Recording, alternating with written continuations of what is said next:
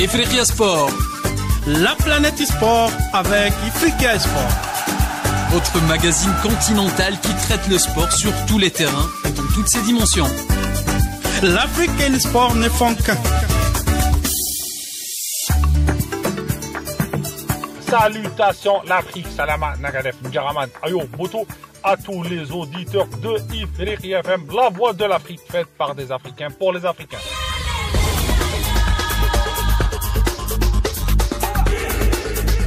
Messieurs et frères, vous êtes les bienvenus à Ifriqiya Sport. Ifriqiya Sport, votre émission hebdomadaire consacrée à du sujets en relation avec le sport africain et les panafricains. Aujourd'hui, une émission spéciale Guinée et la situation alarmante du football local. Ifriqiya FM a choisi des personnalités locales qui connaissent très bien la Guinée pour donner et expliquer le football local et le constat du mal en football en Guinée.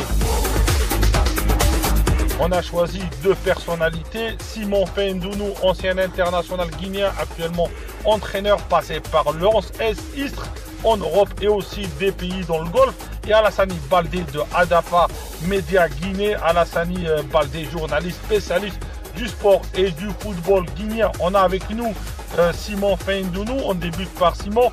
Bonjour Monsieur Simon, quelles sont tes nouvelles? Bonjour Monsieur Walid et bonjour la team Ifriqiya. Après ma carrière, aujourd'hui je me suis reconverti dans le coaching. Ça fait déjà 3 ans, j'entame ma 3e année j'entame une nouvelle carrière de coach. Aujourd'hui, je suis le coach assistant des U21 de Al Arabi Club, un club de 2e division aux Émirats Arabes Unis. Donc, ça fait 3 ans maintenant que j'exerce ce métier et en même temps, je profite de passer les diplômes nécessaires, pourquoi pas un jour devenir un coach principal. Ça, c'est mon objectif. Cher Simon, comment tu vois le football guinéen actuellement? Je pense que on ne progresse pas. On ne progresse pas du tout. On avait misé sur Kaba Diawara sur une durée, mais bon, malheureusement, ils n'ont pas eu le temps de construire une équipe parce que ils ont peut-être pensé qu'on pouvait construire une équipe sur 1 an ou 2 matchs, 3 matchs, alors que ça prend plus de temps que prévu de construire une équipe. Mais malheureusement, là, il y a encore des changements, donc ça va pas avancer. Donc il y a toujours un revient en arrière, il y a toujours un retour en arrière à chaque fois. Aussi, on aimerait bien savoir ton avis sur le changement trimestriel ou hebdomadaire quasiment à la tête du CILI national. Comme je disais auparavant, là, il y a souvent le changement au niveau de la sélection guinéenne, ce qui n'est pas bon pour le bon fonctionnement de CILI national, parce que on veut dire à chaque année ou chaque regroupement, les joueurs se retrouvent un nouveau staff. Donc, il n'y a pas une certaine stabilité dans le football guinéen, et ça, c'est vraiment pas du tout bon pour l'avenir, le futur du CILI national. Donc, j'ai pas de mots comment expliquer ça. Je pense que c'est depuis la base, au niveau de la fédération, au niveau de l'État, que l'organisation n'est pas vraiment prise en compte. Il faut, pour bâtir une équipe, je pense qu'ils sont pas objectifs. Ils sont pas objectifs à bien préparer une équipe pour pouvoir jouer les qualifs, pouvoir jouer les grands matchs. Et aussi, on aimerait bien savoir pourquoi le joueur guinéen il est plus à la mode comme par le passé. Le joueur guinéen n'est plus à la mode comme par le passé, oui, parce que aujourd'hui les Guinéens, ils ont changé leur style de jeu. On connaissait la qualité des joueurs guinéens, c'était plus la technique et le physique. Donc, je pense qu'il y a des nouvelles générations qui sont en train de venir. Il faut peut-être juste donner un temps, en fait. Donc, il y a une génération des Pascal, tout ça qui est passé. Donc là, on est en train de bâtir avec la génération qui vient. Et surtout, c'est parce que la Guinée ne prépare pas la relève. Je pense qu'ils ont compris. Ils sont en train de bien préparer la relève qui suit derrière. On a des académies maintenant qui sont beaucoup installées en Guinée. Donc, dans les années à venir, il se peut qu'on trouve, on retrouve encore les Guinéens sur les affiches, Inch'Allah. Parle-nous, s'il te plaît, sur la spécificité du joueur local guinéen. En parlant de la spécificité du joueur local, en regardant moi qui est un peu intéressé du championnat local, je pense que on a beaucoup de joueurs techniques, vraiment du football pur, sans académie, mais on manque un peu d'organisation sur le plan tactique. Mais sur le plan technique et physique, je pense que ça c'est l'avantage des joueurs locaux qui sont là-bas en Guinée. Après, cela dépendra du coach, de l'équipe où ils vont atterrir pour pouvoir les former, les ajouter ce qu'il manquait. Aussi, une question un peu personnelle, Simon. Quelle est ta relation avec l'Algérie? Ma relation avec l'Algérie, elle est un peu spéciale. Elle est vraiment un peu spéciale parce que j'ai toujours dit que l'Algérie, ça fait partie de ma vie. Ma femme, elle est algérienne. Mes enfants sont moitié algériens.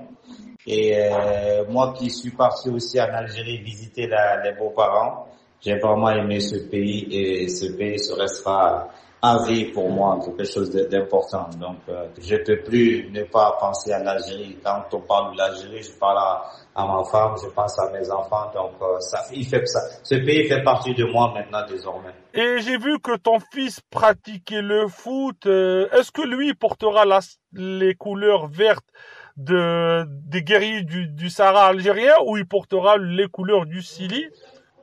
Pour le choix de mon fils, je n'ai pas qu'un fils, j'ai 3 fils, 3 futurs footballeurs, Inch'Allah.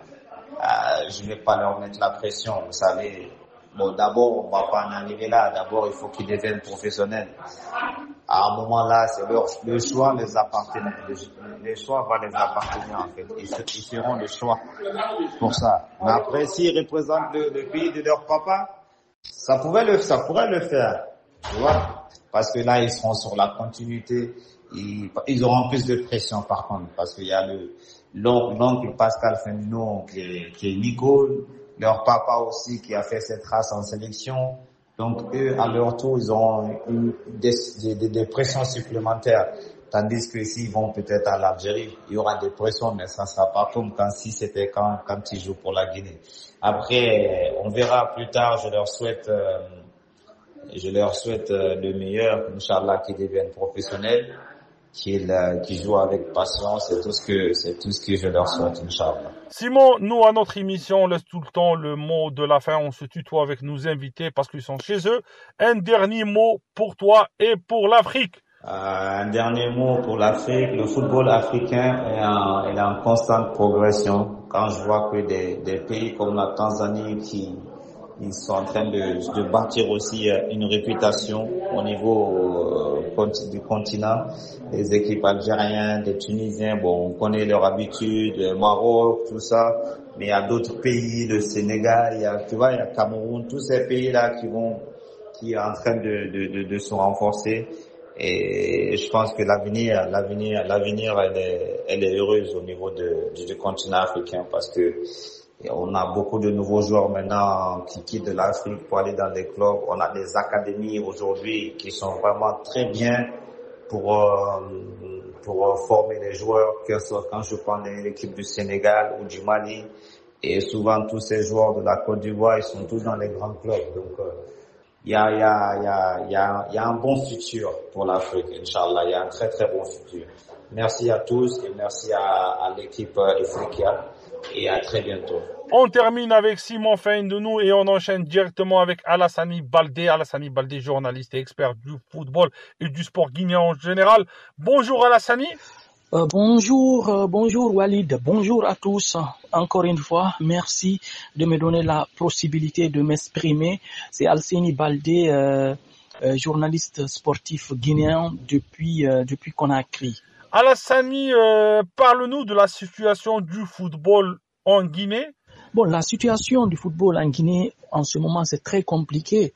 On a vu lors des éliminatoires de la Coupe du Monde, la Guinée a fait une victoire en Algérie en battant donc les Fennecs 2-1 et puis s'est retrouvé à un match où tout le monde a vu donc ses performances contre l'Algérie et s'incline face au Mozambique. Donc c'est compliqué, c'est une série de défaites qui s'enchaînent. Avec donc les éliminatoires de la Coupe d'Afrique, on a vu la Guinée s'est inclinée 2 fois donc lors de ces éliminatoires de cette Coupe d'Afrique des Nations. Et ça inquiète énormément donc l'opinion sportive guinéenne.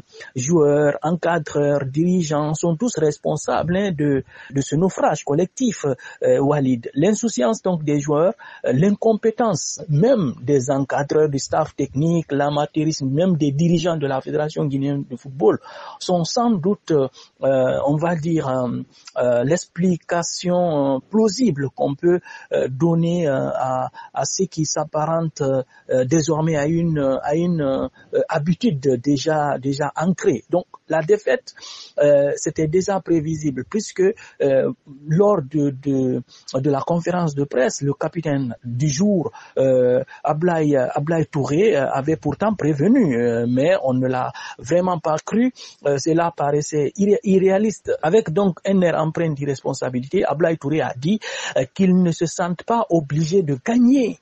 Donc, cela veut dire de la volonté des joueurs à se surpasser pour obtenir les 3 points. Donc, le trio d'entraîneurs, pour sa part, une nouveauté guinéenne, a eu du mal à remettre les joueurs, on va dire, dans le tempo, évidemment, du fait de leur discours et leur choix technique et tactique assez discutable. Donc, ce que les dirigeants veulent réinventer, ils veulent réinventer la roue.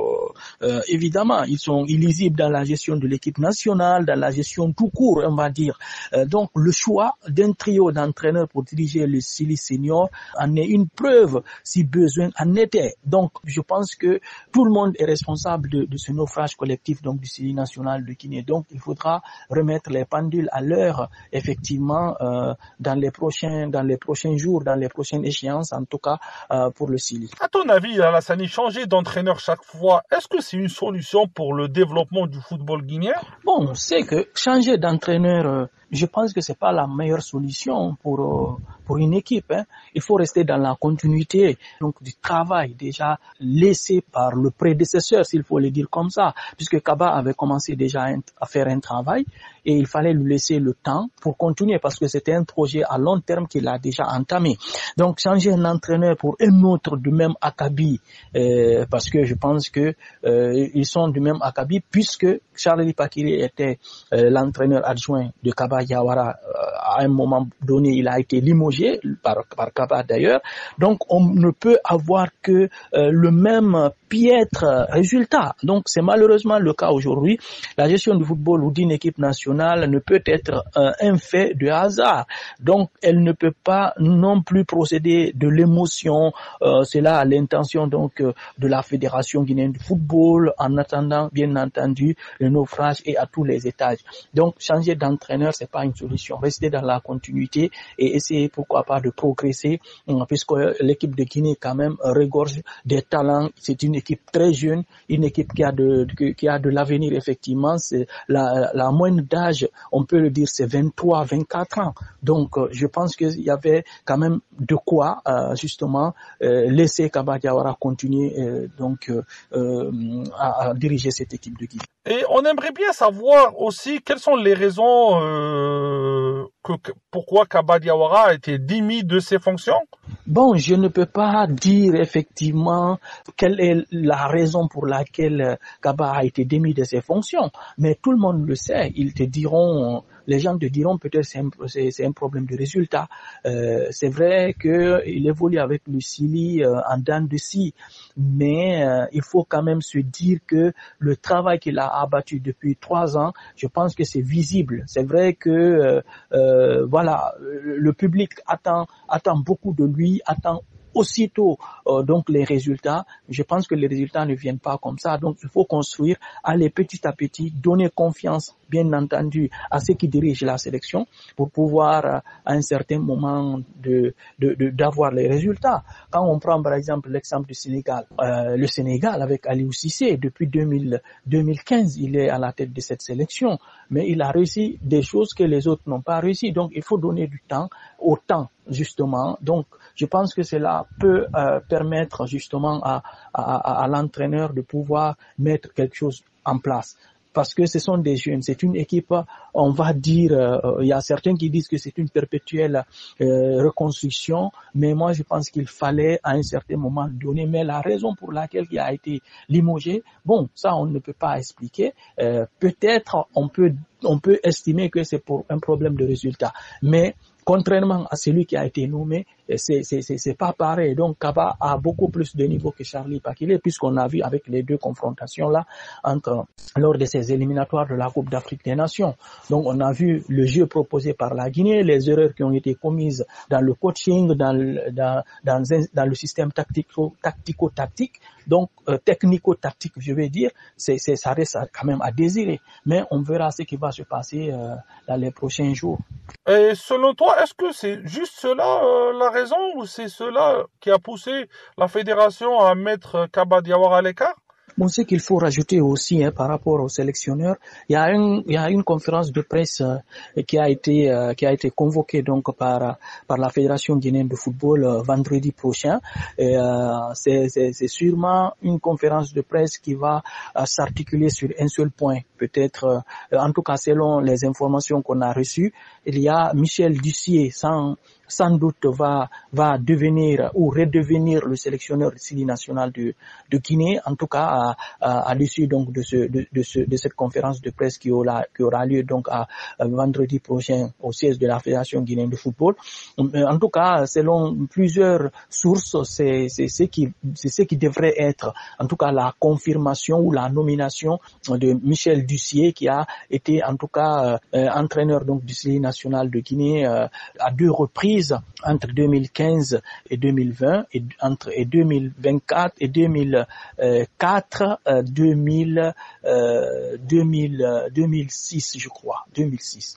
Donc il a été entraîneur de la Guinée. Donc on va voir ce que cela va donner avec lui. Et il faut noter aussi la mise à l'écart de Charlie Pakile qui était le sélectionneur principal à remplacement de Kaba Diawara, et son adjoint Souleymane Kamara Abedi qui a été aussi remercié. Donc Michel Dussier, selon les informations qu'on a reçues, va lui-même proposer son staff technique, bien entendu, pour les prochaines échéances, en tout cas à 15 jours du rassemblement donc du CIDI national en vue de la 3e et de la 4e journée des éliminatoires de la CAN 2025. Et une question sur le football local, quelle est la situation des clubs guinéens? Bon, la situation des clubs guinéens, c'est à l'image c'est à l'image donc de la sélection nationale, parce que tenez-vous bien, on avait eu l'occasion d'avoir 4 représentants en compétition africaine il y a 2-3 ans, grâce donc aux performances du Horoya de Conakry. Et malheureusement, le Horoya aujourd'hui n'a plus les moyens qu'il avait il y a 5-10 ans. Donc aujourd'hui, l'équipe se retrouve dans une situation très difficile, très précaire. Donc l'équipe ne joue plus les premiers rôles du championnat guinéen. Donc pour cette saison, bien entendu, on a perdu donc l'indice CAF. C'est deux équipes désormais, ou 2 clubs qui représentent la Guinée pour les compétitions africaines, le premier et le deuxième. Donc pour cette saison, c'est le AFIA de Conakry qui a été dauphin de Milo FC, qui a été champion de Guinée, et donc ils ont représenté la Guinée. Donc le AFIA a d'ores et déjà été éliminé par l'AS Douane de Ouagadougou, donc éliminé en Ligue des Champions, et en Coupe de la Confédération par les Burkinabés. Donc l'équipe du AFIA donc au premier tour éliminée. Donc et le Milo FC de Cancan a été battu 2-0 donc dimanche dernier au stade a été battu par le stade par le stade d'Abidjan, par le stade d'Abidjan sur le score de 2-0 au stade Félix Houphouët-Boigny. Donc le match retour va être très difficile pour le Milo FC de Cancan qui doit absolument s'imposer pour espérer bien entendu quand même intégrer les phases de poule de la Champions League africaine, quelque chose qui ne va pas être facile parce que vu le match qu'a produit donc le Milo face au stade d'Abidjan, ça ne rassure pas, ça ne donne pas espoir justement d'espérer que cette équipe du Milo pourra tirer son épingle du jeu. Donc si par exemple le Milo soit éliminé dans cette compétition, on n'aura plus de club guinéen en compétition africaine. Donc c'est dommage encore une fois pour le peuple guinéen qui aime le sport, qui aime le football. Dernièrement, il y a 3-4 jours, notre ami Lakhdar Adjali, l'Algérien, a été nommé à la tête du Afia Conakry. Que penses-tu de la nomination de Adjali? Oui, c'est une très bonne chose d'engager un entraîneur, vu que déjà le Afia a eu des difficultés cette saison, donc de conserver son titre de champion avec Casimir Jagiolo, le coach polonais, donc il n'a pas réussi donc à rééditer l'exploit qu'il a réussi donc la saison dernière en étant champion de Guinée. Donc et la Ligue des Champions ou la Coupe de la CAF n'a pas été tout à fait bénéfique pour le club, donc puisque le Babata a été éliminé donc au premier tour des préliminaires de la Coupe de la Confédération africaine de football. Donc le football club de Afia tient donc son nouvel entraîneur. L'annonce donc a été faite samedi dernier, le recrutement de l'Algérien Lakhdar Adjani, moins d'1 mois seulement après l'annonce du départ de Casimir Jagiolo. Donc c'est suite donc à un appel à candidature que l'Algérien Adjani a été donc retenu. Il a paraphé donc un contrat de 2 ans avec le triple champion d'Afrique. Il devient ainsi donc le 8e entraîneur du Afia sous l'ère KPC depuis qu'il a pris donc le club de Dixine. Donc présenté à la presse, le nouvel entraîneur donc va diriger sa première séance ou a dirigé déjà sa première séance d'entraînement depuis lundi dernier au stade Petit Souris de Nongo. Donc ça augure quand même un lendemain meilleur pour cette équipe du Afia de Conakry qui a tant besoin justement d'un entraîneur expérimenté, d'un entraîneur qui a du vécu. Adjani il faut le rappeler, il a 52 ans, il a réussi donc à faire donc des prouesses ailleurs. Bon, je connais pas trop, je peux pas dire effectivement ce qu'il a apporté ailleurs, mais il reste un bon entraîneur selon certaines informations qu'on a reçues. Donc Adjani, il faut le rappeler, il a été finaliste de la Coupe de France en 2001 avec Amiens. Donc on va dire lors d'un match contre Strasbourg en tant que joueur. Il a également été entraîneur du Mo Bédia avec lequel il a atteint la finale de la Coupe CAF en 2016. Il a occupé aussi le poste de directeur technique de l'USM Alger.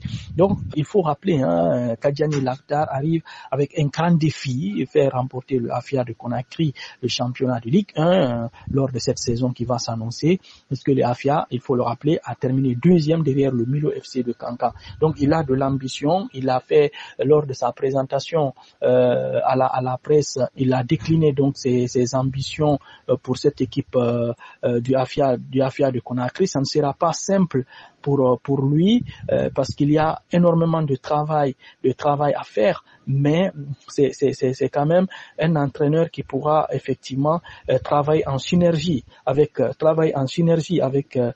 donc les dirigeants, avec les joueurs, pour lui permettre effectivement d'atteindre les objectifs qui lui a été assigné donc par la direction donc du Afia de Conakry. Donc selon lui, selon ses propos devant la presse, je cite, je pense qu'il y a un énorme travail. Beaucoup de joueurs sont partis, il va falloir faire un travail de base.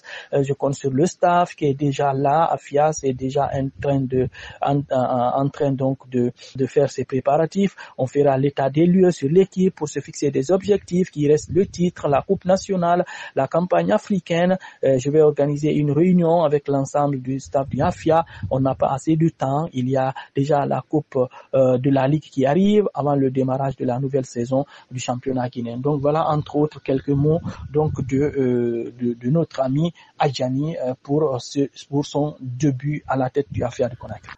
Comment étaient les transferts chez vous en Guinée et tous les Guinéens?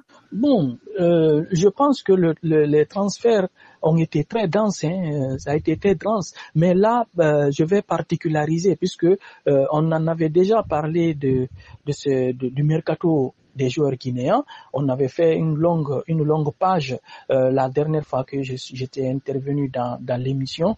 En ce qui concerne donc le football local, il y a eu beaucoup de départs du championnat guinéen. Le championnat guinéen, on peut dire que c'est vidé pratiquement, puisque tous les meilleurs joueurs de la saison dernière ont presque retrouvé un point de chute sur le continent africain, pas forcément en Europe, parce que il y a le Simba FC de la Tanzanie qui a quand même enrôlé plusieurs joueurs guinéens, dont le gardien Moussa Kamara qui est titulaire avec 5 clean sheets depuis qu'il est arrivé donc au Simba. Il y a le meilleur buteur Ablayonda Kamara qui a rejoint également la Tanzanie effectivement, et d'autres joueurs. Je n'ai pas les noms de ces joueurs là sous mes yeux, mais peut-être la prochaine fois on peut revenir là-dessus. Le temps pour moi peut-être de contacter les directions des clubs pour en savoir un peu plus. Mais quand même, il faut retenir qu'il y a eu beaucoup de joueurs qui ont quitté les clubs guinéens pour s'exiler sur le continent africain, effectivement. Donc, le championnat se vide, mais forcément, il va y avoir d'autres joueurs qui vont renaître, qui vont naître, effectivement, qui vont éclore, et peut-être il y a des joueurs qui vont sûrement quitter les centres de formation, les académies pour intégrer les clubs de première division. Donc, tout est possible, mais quand même, le championnat guinéen s'est vraiment vidé. Et on aimerait bien savoir quelles sont les chances pour les qualifications à la Coupe du Monde 2026 qui sera aux États-Unis, au Canada et aux USA et au Mexique. Bon, si vous me demandez les chances de la Guinée pour la Coupe du Monde, pour les éliminatoires de la Coupe du Monde, c'est une victoire et une défaite. Voilà, un bilan dérisoire. Je l'avais dit à l'entame, avec donc la défaite contre le Mozambique, après la belle victoire contre l'Algérie. Je pense que c'est encore compliqué puisque il n'y a pas de stabilité au sein de la sélection. Donc tant qu'il n'y a pas de stabilité, je pense qu'il ne faut pas espérer avoir mieux. Maintenant qu'il va y avoir effectivement un nouveau staff qui va être mis en place, comme je l'ai dit tantôt, le vendredi prochain, il se peut que l'entraîneur qui viendra pourra peut-être permettre à cette équipe de Sili nationale de Guinée de sortir de l'eau, parce que il est important quand même aujourd'hui de se relever pour pouvoir espérer, à défaut de ne pas se qualifier à la CAN, il faut se qualifier à la Coupe du Monde, ou de ne pas se qualifier à la CAN, il faut se qualifier à la Coupe du Monde. Donc je pense que c'est important, la Guinée ne peut pas se permettre de ne pas participer à ces deux compétitions majeures. Donc je pense qu'il y a du talent, il y a un potentiel qu'on peut mettre en exercice si on a un entraîneur qui sait mettre, qui peut vraiment donner des discours rassembleurs, un discours de la gagne pour permettre justement à ces jeunes-là de donner un peu plus de ce qu'ils ont l'habitude de donner. Donc je pense que c'est très important, mais pour l'instant, pour moi personnellement, à mon avis, je n'ai aucun espoir pour cette équipe du Sili nationale. J'attends de voir la suite des deux matchs que la Guinée va jouer d'abord pour la Coupe d'Afrique des Nations, donc contre l'Éthiopie en double confrontation, et aussi après, au mois de mars prochain, il va y avoir effectivement, d'abord au mois de novembre, il va y avoir la fin de ces éliminatoires, puisqu'il va y avoir encore 2 journées au mois de novembre après les 2 matchs d'octobre. Donc on va voir si la Guinée pourra se qualifier. Maintenant, après, si cela est possible, maintenant pourquoi pas tenter aussi pour la Coupe d'Afrique, pour la Coupe du Monde de 2026. Et on aimerait bien avoir un dernier mot, comme tu le sais, tu es un habitué de Ifriqi FM. Oui, merci beaucoup donc encore une fois Walid pour l'intérêt que vous portez sur le football guinéen, et ça fait vraiment plaisir d'encore une fois d'éclaircir la lanterne des uns et des autres concernant le football guinéen, les clubs guinéens, le série national de Guinée. Et on espère que les choses vont changer et que tout ira bien pour le football guinéen et les choses vont changer. Merci beaucoup et à très vite. Merci Alassane Baldé, merci de ta gentillesse et ta disponibilité pour Ifriqiya FM. On se dit à la semaine prochaine pour un autre numéro de Ifriqiya Sport. Mes frères et sœurs, téléchargez notre application, écoutez, réécoutez notre émission disponible sur YouTube ou en replay sur notre application. Et à la semaine prochaine, on vous aime et vive l'Afrique!